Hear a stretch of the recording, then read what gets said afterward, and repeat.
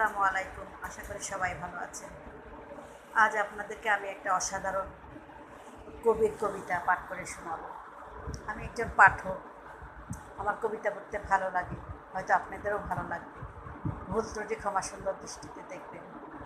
আজ আমি আমার একজন কবির কবিতা পড়ে শোনাবো আপনাদেরকে, যেটা অনেক অসাধারণ সৌন্দর্য উপমায় ভরপুর, যেটা একটা ছোট্ট দারুচিনি দ্বীপের ভিতরে একটা সবুজ সবুজ বাংলাদেশকে তিনি আবিষ্কার করতে পেরেছিলেন। এত সুন্দর উপমা, ঠিক ধরেছেন।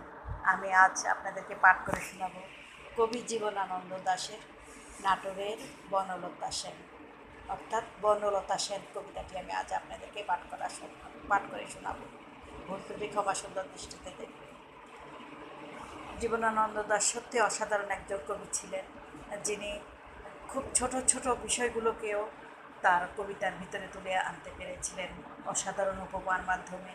সেরকম বিষয় তুলে আনা সবার পক্ষে সম্ভব হয় না, আমরা সঠিকভাবে উপমা ব্যবহার করতে পারি না, কিন্তু তিনি যে সুন্দরভাবে কবিতার ভিতরে উপমাগুলো এনেছেন, আজ সেই রকম একটা কবিতা আমি আপনাদেরকে পাঠ করে শোনাচ্ছি। বনলতা সেন লিখেছেন কবি জীবনানন্দ দাশ।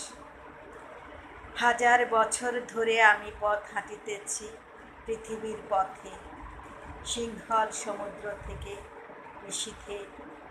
নিশীথের অন্ধকারে মালয় সাগরে। অনেক ঘুরেছি আমি বিরবিসার অশোকের ধূসর জগতে, সেখানে ছিলাম আমি আরও দূর অন্ধকারে বিদর্ভ নগরে। আমি ক্লান্ত প্রাণ এক, চারিদিকে জীবনের সমুদ্র সফেন। আমারে দুর্দণ্ড শান্তি দিয়েছিল নাটোরের বনলতা সেন। চুল তার কবেকার অন্ধকার বিদিশার নিশা, মুখ তার শ্রাবস্তির কারুকার্য। অতি দূর সমুদ্রের পর হাল ভেঙে যে নাবিক হারাইছে দিশা। সবুজ ঘাসের দেশ যখন সে চোখে দেখে দারুচিনি দ্বীপের ভিতর, তেমনই দেখেছি তারে অন্ধকারে। বলেছে সে, এতদিন কোথায় ছিলেন? পাখির নীড়ের মতো চোখ তুলে নাটোরের বনলতা সেন। সমস্ত দিনের শেষে শিশিরের শব্দের মতন সন্ধ্যা আসে, ডানার রৌদ্রের গন্ধ মুছে ফেলেছি। পৃথিবীর সব রং নিভে গেলে পাণ্ডুলিপি করে আয়োজন। তখন গল্পের তরে জোনাকির রঙে ঝিলমিল, সব পাখি ঘরে আসে, সব নদী ফুরায় এ জীবনের সব লেনদেন। থাকে শুধু অন্ধকার মুখোমুখি বসিবার। বনলতা সেন। অসাধারণ, সত্যি অসাধারণ কবিতা। কবি জীবনানন্দ দাশ বাংলাদেশের একজন অসাধারণ কবিতার রচনা করেছেন, যেসব কবিতাগুলো অনেক পাঠ্য হয়েছে, এবং এই কবিতাগুলো দিয়ে আমাদের সমস্ত যারা সাহিত্যপ্রেমীদের অন্তরে দোলা দিয়েছে। তিনি যেভাবে উপমা ব্যবহার করেছেন, শব্দ চয়ন করেছেন, ঘাস ফুল থেকে আরম্ভ করে ছোট ছোট জিনিস, যিনি সবুজ ঘাসের ভিতরে একটা সুন্দর বাংলাদেশকে তুলে এনেছেন, যেখানে বলেছেন যে সবুজ ঘাসের দেশ যখন সে চোখে দেখে দারুচিনি দ্বীপের ভিতর, অর্থাৎ দারুচিনি দ্বীপের ভিতর একটা সবুজ ঘাসের দেশ। সবুজ ঘাস কোথায় আছে? আমার বাংলাদেশ, সবুজ বাংলাদেশ।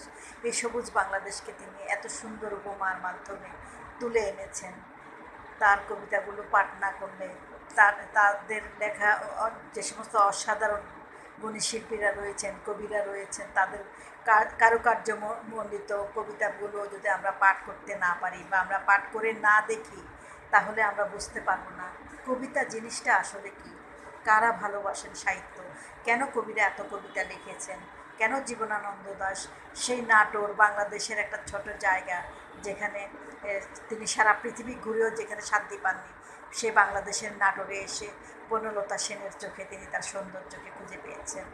অর্থাৎ এই বাংলাদেশটা যে কত সুন্দর, এই সুন্দর বাংলাদেশকে তিনি তার কাব্যের ছন্দে ছন্দে তুলে ধরেছেন। সত্যি অসাধারণ কবির লেখা এই বনলতা সেন কবিতাটি। আমরা এই সমস্ত কবিতা হারিয়ে যেতে দেব না, আমরা এগুলো পাঠ করব এবং এসব পাঠ করে আমরা আমাদের পরবর্তী প্রজন্মকে বুঝাবো যে আমাদের দেশটা কত সুন্দর, এদেশের আনাচে কানাচে সৌন্দর্য লুকিয়ে আছে। নাটোরের মতো একটা ছোট্ট জায়গা বাংলাদেশের, সেখানেও কবি সারা পৃথিবী থেকে যে সুখটা পাননি, সেখানের বনলতা সেনের চোখে তিনি সে দুর্দণ্ড শান্তি খুঁজে পেয়েছিলেন। অসাধারণ অসাধারণ এসব কবিতা, আমরা এগুলো হারিয়ে যেতে দেব না।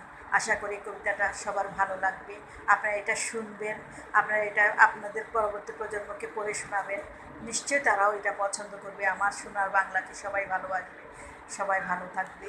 এই সোনার বাংলার সৌন্দর্য এই সমস্ত কবিতার ভিতর কবিরা তুলে ধরেছেন, সেসব সবাই জানতে পারবে। আশা করি ভালো থাকবেন, সবাই এইভাবে কবিতাগুলো পাঠ করবেন। সবাইকে আল্লাহ হাফেজ জানিয়ে আমি আমার আজকের পাঠ শেষ করছি। আল্লাহ হাফেজ।